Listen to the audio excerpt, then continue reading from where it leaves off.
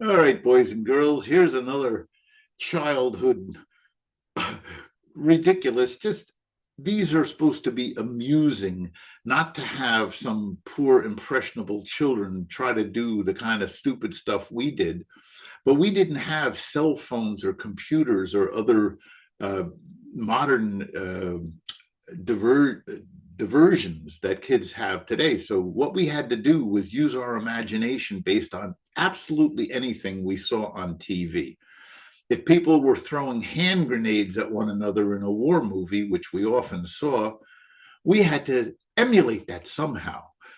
So what we did was this little story is called the Firecracker Wars, because we always tried to get illegal fireworks, and the big M80s were too dangerous. The cherry bombs, those, we were not that stupid. I mean, there were some guys blew hands off and stuff, but we were dumb enough to buy the 1.5 inch strong from Chinatown.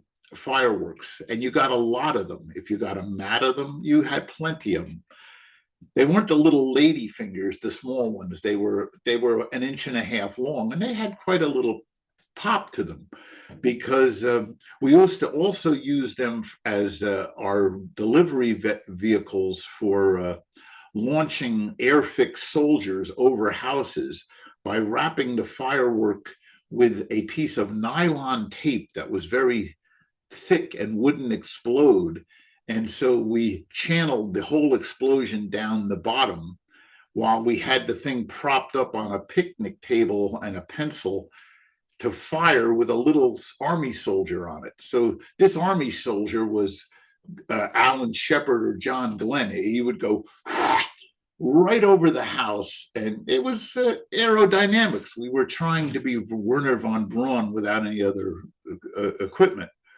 So anyway, these same fireworks were used for firecracker wars. We wanted to throw them like hand grenades at each other. So what we had was a quarry that was about quarter mile down the street. The town wasn't built up that much then. So this thing looked like a warscape. Since it was a half abandoned quarry, it had little promontory hills and dirt mounds. It was perfect place to fight and have crazy stuff going on. So we would bring down fireworks, and some of the kids were stupid. We must have been about 8, 9 years old, and we would throw the fireworks standing at opposite sides of like 20 feet away from each other. We'd have a cigarette that we didn't smoke yet. We had the cigarette to light our fireworks. So we're throwing them back and forth at each other.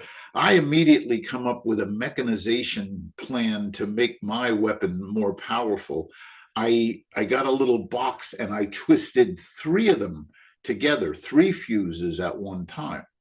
So this was fun. You're throwing them at people, and if they go off close to your face, they scare the hell out of you. They're loud. They can give you flash burns. I mean, some idiots tried to hold the 1.5er, and it would just pop their fingers open, and they'd have all burns and marks on their hands. And they said, "Nah, not smart." None of this was smart, but it was fun.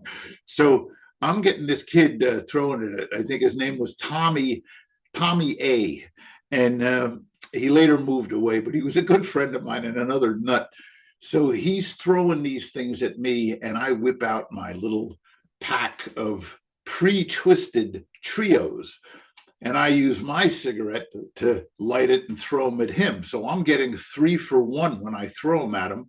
And the mission is to time the fuse or the 20-foot throw so it goes off right next to him. And I remember one shot out of this whole thing that was the shot that was heard around the world.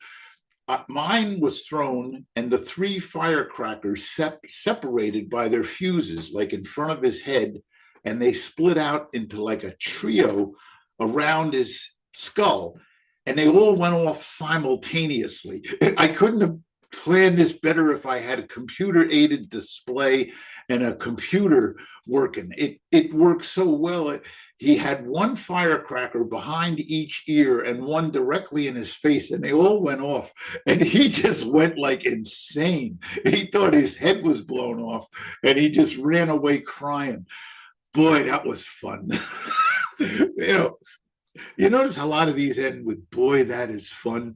Don't try this at home because you could lose. I could be sitting here with one eye right now. All the teeth missing in my head, broken back. This is not childhood as it's supposed to be lived, but it's showing you that there is an irrepressible drive in the young kid to experiment. And with that, I'm going to leave warfare for a second and tell you a little bit about another story that I think you might find interesting in the pursuit of science. Please stand by for the next broadcast. Thank you.